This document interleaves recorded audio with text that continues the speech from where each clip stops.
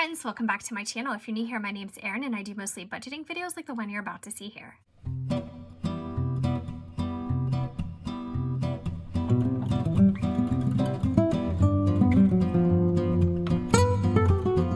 This is a big day for me because I'm finally going to put the whole tax issue to rest. It also was payday this week, so I have a lot to talk to you guys about. But I just wanted to report back to you that we ended up owing a grand total of $203 to federal. And I am so excited about this because I don't know what I was thinking, but I was like, oh my God, we're going to owe thousands. It's going to deplete my emergency fund. And guys, I was right about half of it. We usually get a pretty sizable tax return every year. I'm going to actually insert a form of like the receipt that we got to mail in. Now, I took care of it online. I made the payment online. I think you can go to irs.gov and it's like /payments or something like that. But anyway, I took care of it online because you guys know the worst thing for me is like having something hanging out there that I can't take care of. If I can't take care of it, I will. But anyways, so the Grubhub was a complete wash. In fact, it really worked out so well for us. We were able to deduct all the mileage, which totally offset the taxes for that. And there was just so much stuff like I never thought about, and our accountant really explained to us. Now, I thought that a lot of stuff was going to be a wash just because we usually get a pretty, in my opinion, a pretty sizable refund. So we had that to take into consideration. And we had, so Grubhub offset itself, and then also Instacart totally offset itself. And so I was really excited about that. I didn't make a whole lot on YouTube. You guys know the drill with that. I do report when I make earnings and stuff, but I don't make very much from that. And actually the unemployment between our refund and some other things that we were able to deduct, there were so many deductions that I was able to make working from home for the past year. So you can't even imagine, like a portion of all our utilities, some supplies that I bought for my desk. I bought a new laptop last year. As you guys know, I was able to use that as an itemization. So many things, and I was able to just like use all of that. And I wasn't even taking into consideration the fact that I would have deductions from working from home. So I am so excited about that. So grand total that we owed after everything and after taking into consideration that we usually get a few $1,000s in a refund was $203. So I was freaking out for nothing. Now, we also had to pay her to do the tax prep. And since we had additional W-2s this year or 1099s, our tax prep ended up being $250. So all around, I just wanted to say that it was a lot of stress and worry for nothing. And I'm so glad that it worked out the way that it did. So that being said, I'm going to get into this week's budget and our pays and things like that. But oh, one thing I want to show you guys. My friend Esther Luca on this channel, she used to make, or she probably still does, she makes like kits and things like that with different pouches. She has something called Leah's Pouchies, and it's just so adorable. So this was a zip pouch that I bought from her. I think it was either last year or it might even been 2019 at this point. And I put it aside because I didn't want to like, you know, overuse it. This is so adorable. But I am a huge Hitchcock fan. And oh, look at how cute this is inside. It says Leah's Pouchies. So anyways, she does great work. But so I had bought this and I totally forgot about it. And I'm so happy to have gotten this back out. And I'm going to be able to use it. And I just love it. I cannot even tell you. I am just the biggest Hitchcock fan. My favorite Hitchcock movie, by the way, is Rear Window. I love it. I love the suspense. It's just an amazing, amazing movie. So let's get started on the income. So this is going to be my pay, and my writing is still so wonky. I told you guys I burned myself on a cup of hot tea, that a cup that should not have gone into the microwave went into the microwave, and now it's like all like disgusting and it's like all blistery, and like my skin is like coming apart on all my fingers. So anyways, it's really kind of hard to write, but anyways, I'll do the best that I can. So my pay was $15.15. Now that's a 2-week pay. You know, it is what it is. That's that's my salary, of course, after taxes. And then my husband got paid too, and his is also for 2 weeks, but it is about half of that. And the reason is he is not on commissions yet. So he's going to be on commissions. So hopefully, I mean, I'm thinking that he's probably going to see better paychecks probably toward the summer, you know, like as we kind of get into spring and things like that. I think that it's all going to work out. And so I'm really excited about that. Plus he's getting his retirement, which is on a partial basis. It's a private retirement. My husband is not Social Security age, but still, it's going to be his private pension at a reduced rate for life because he did take the early out, but he's still going to work, so it'll be fine. But I'm excited about that too. So hopefully that means some changes in our house, and that might mean that we are finally going to be moving. So moving in a different town, moving, you know, in a bigger house, no. A different layout, yes. I'm hoping we can get a ranch with a full basement that we can either finish or that's already finished. So my wish list isn't huge for our next house. We've been in this house since 2009, so it's been a long time. It's been a wonderful, wonderful house. If I could buy a ranch on our street, I would, oh my gosh, I would pay extra. I'm not even joking. That's how much I love our neighborhood. But ranches are kind of hard to find where I live. And so there are a couple, but nobody's moving anytime soon, believe me. So we'll see what happens there. But let me look. I don't think I put anything aside for March's bills. Nope, I didn't.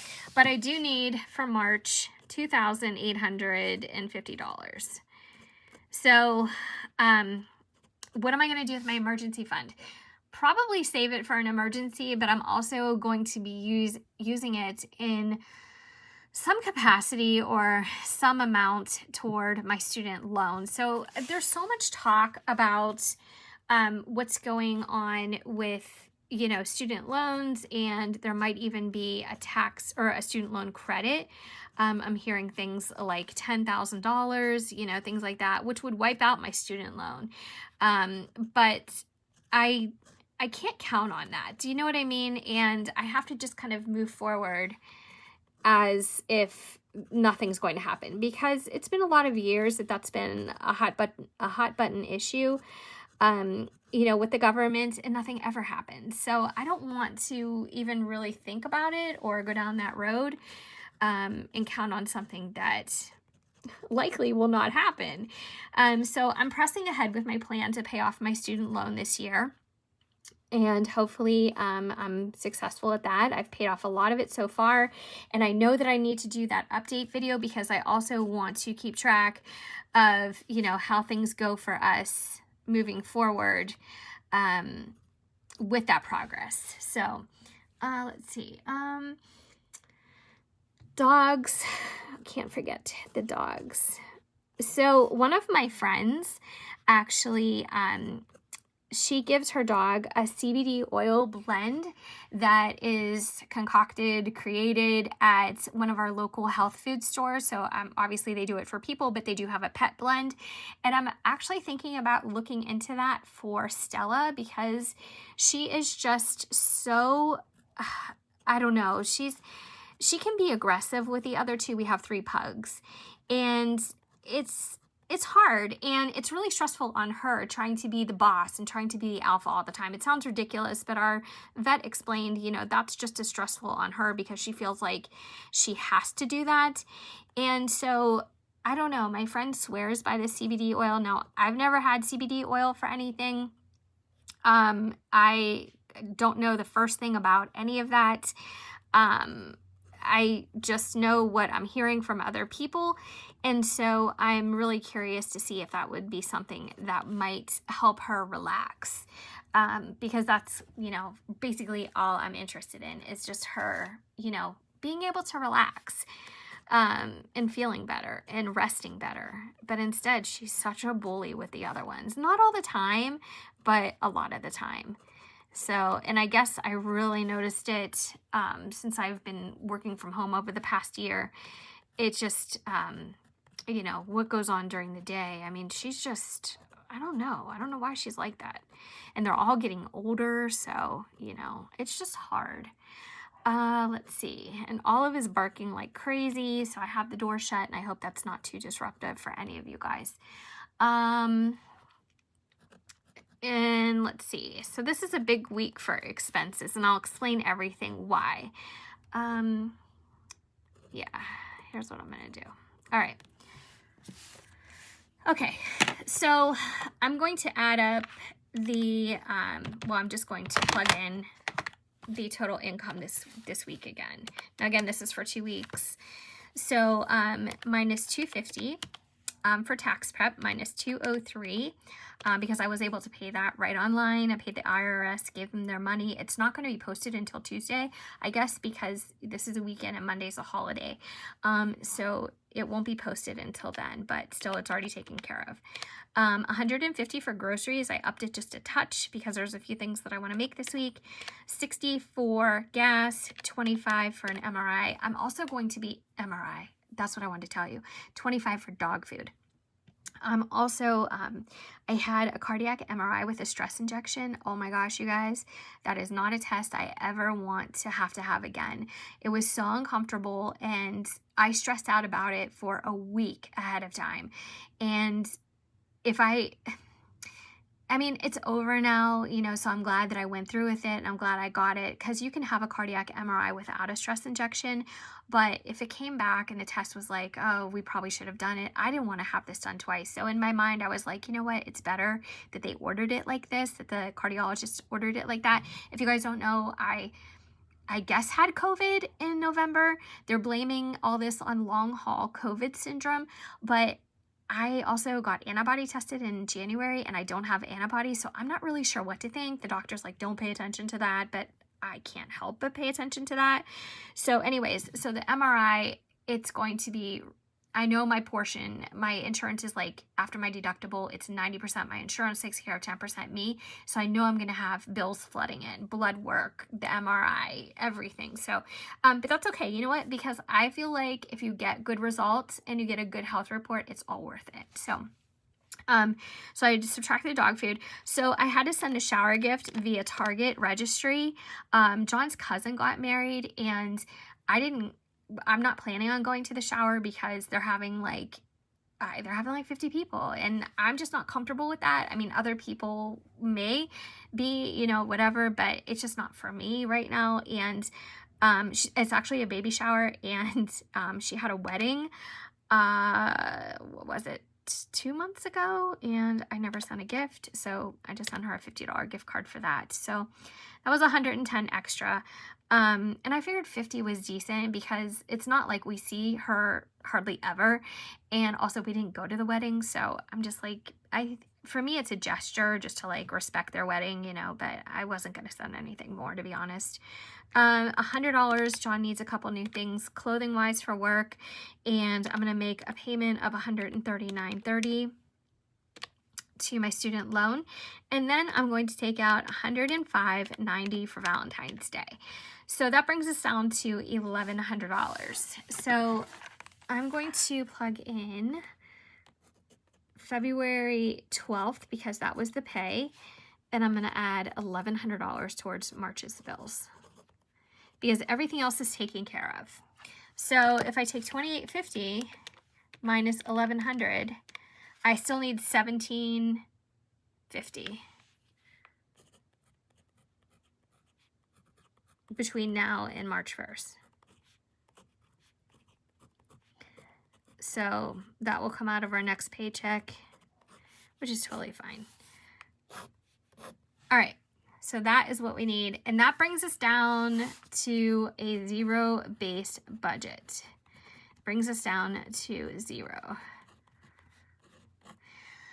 Now, for Valentine's Day, $105.90. I mean, it's an odd amount, but I wanted to make this a round number here. And usually we don't do anything major for Valentine's Day. We just kind of, you know, we'll do cards, and, you know, my husband usually picks up something for me, whether it's like candy. I'm trying not to eat candy, though. You guys know I'm trying to lose weight. And so I'm trying to stick to that and not, you know, deviate from that, even though it is Valentine's Day. But I'm going to pick up something for him, and I'm also going to pick up some candy for my niece, my nephew, and my mom. So I'm gonna get them like a little card and little stuff, and I'm gonna pick up something for my husband too. So I just figured, you know, whatever I don't spend will be fine. I'll just keep it as pocket money. But I just allocated that because I also think it would be nice for us to get carry out or just like go have breakfast tomorrow, just something small when it's not crowded. We do go out. I'm not going to say we never go anywhere because we do. And actually in our state, the curfew has all been lifted. Restaurants can stay open to normal hours now, and they open buffets again, which is really baffling to me because all you hear on the news about COVID is the next horrible wave is going to happen by March. But it's a big party in my state, so everything's opening back up, so who knows. But neither here nor there. If we go out, my point is we try to go out during like, you know, non-busy or off hours. So I'm not sure what's going on tomorrow. He's working today, so we'll talk about it later tonight. But anyways, so I already did my bank withdrawal and deposit, and I already kept the cash out for what I needed from the grocery store, some gas, and dogs. I may not do cash for gas anymore. It's just too much of a pain for me. I can still allocate $60, but I really don't like going in and having to pay and stand in line and everything. It's just not worth it, and it's freezing here. So if I can just allocate the money and just pay with my card, I'm probably going to be doing that for a while. Yeah, and that's it. So that is how our budget broke down and what we're doing with everything. So I hope you enjoyed this explanation, and I hope that you guys are doing well. If you I don't know if you have any questions. I don't know what more I could explain because this is pretty simple.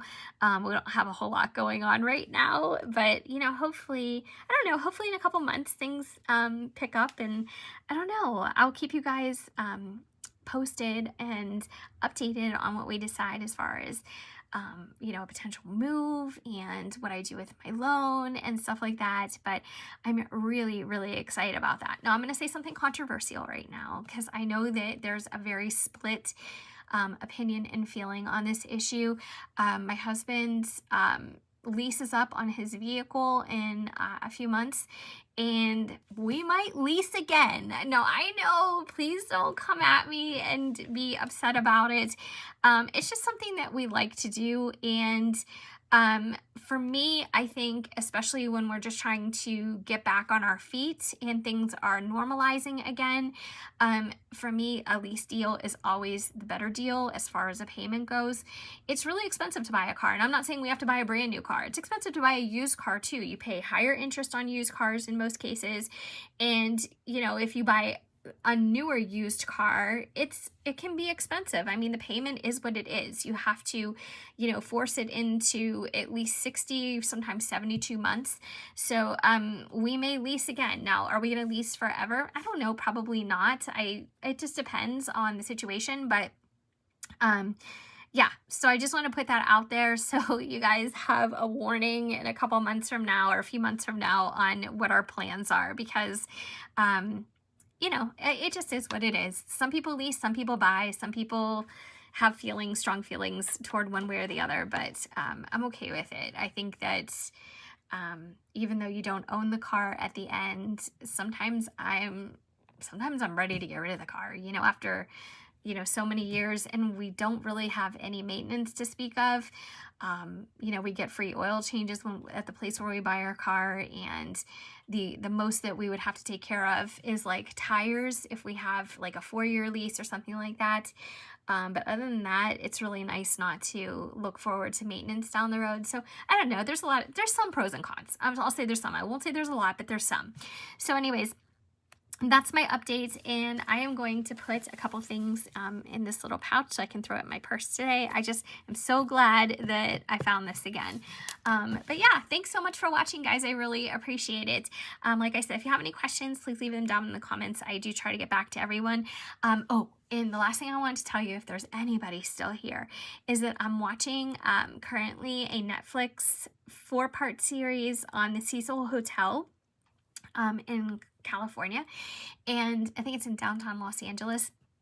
But anyways, oh my gosh, so much has happened at that hotel, like so many bad things, and there is like a mystery surrounding it, but also lots of other like unrelated events, bad events that happen there. It is really good. But anyways, it's on Netflix if you have Netflix. If you like true crime or, suspenseful things, want to check it out, I just recommend it because it's been pretty good so far. Very, very, very creepy. So, all right, guys, I hope you have a wonderful weekend. Happy Valentine's Day to all of you, and hopefully I will see you in my next video. Take care.